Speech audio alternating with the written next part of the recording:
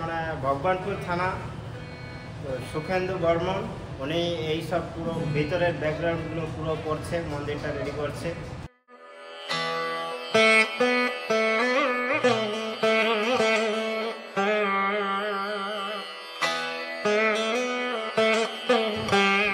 নমস্কার বন্ধুরা, আজ আমি আছি নিউ দীঘার পায়া এলাকায়, যেখানে তৈরি হচ্ছে নতুন শ্রী শ্রী চৈতন্য মহাপ্রভুর মন্দির।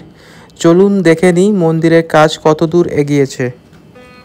আমরা এখন মন্দিরের ভেতরে ঢুকছি, যদিও এটা কনস্ট্রাকশনের অন প্রসেস, তবু আমরা ভেতরে ঢুকে দেখছি। এই জায়গাটা হচ্ছে মন্দিরের মেন গর্ভগৃহ, যেখানে মহাপ্রভু প্রতিষ্ঠিত হবেন, আর প্রতিষ্ঠিত হবেন অক্ষয় তৃতীয়ার দিন।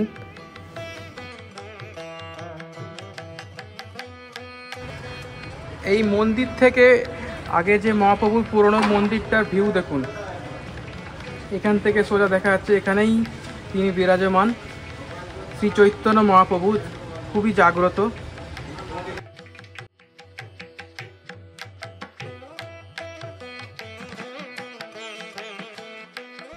এখন আমরা কথা বলবো লোকাল পার্শ্ববর্তী এলাকার মানুষের সাথে, আর মন্দির যিনি বানাচ্ছেন, যিনি কন্ট্রাক্ট নিয়েছেন, ওনার সাথে কথা বলবো।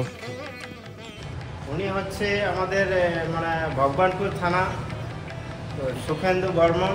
উনি এই সব পুরো ভিতরের ব্যাকগ্রাউন্ডগুলো পুরো করছে, মন্দিরটা রেডি করছে।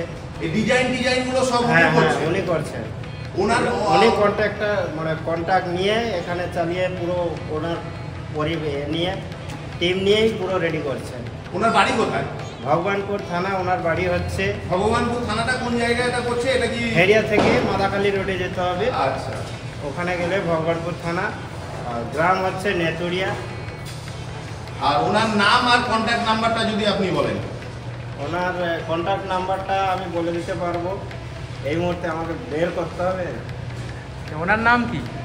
সুখেন্দু বর্মন। সুখেন্দু বর্মন। মন্দিরটা পুরো ডিজাইন থেকে শুরু করে সবকিছু ইনি বানাচ্ছেন। চলুন এবার কথা বলি। দাদা, আপনার নাম কি? সুখেন্দু বর্মন। আপনি কি মন্দিরটা বানাচ্ছেন? আচ্ছা, এটা কতদিন হলো মন্দিরটা বানানো তৈরি শুরু হয়েছে? 8 বছর। আর কতদিন টাইম লাগতে পারে এটা?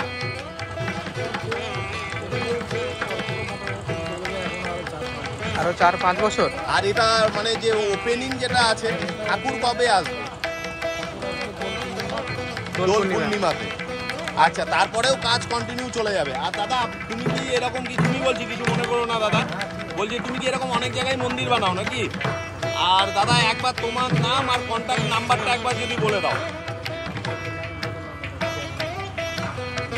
দাদা, ঠাকুরটা কি নতুন ভাবে বানানো হচ্ছে, না যিনি আগে পুরনো ছিলেন মহাপ্রভু উনি নতুন করে বানানো হচ্ছে?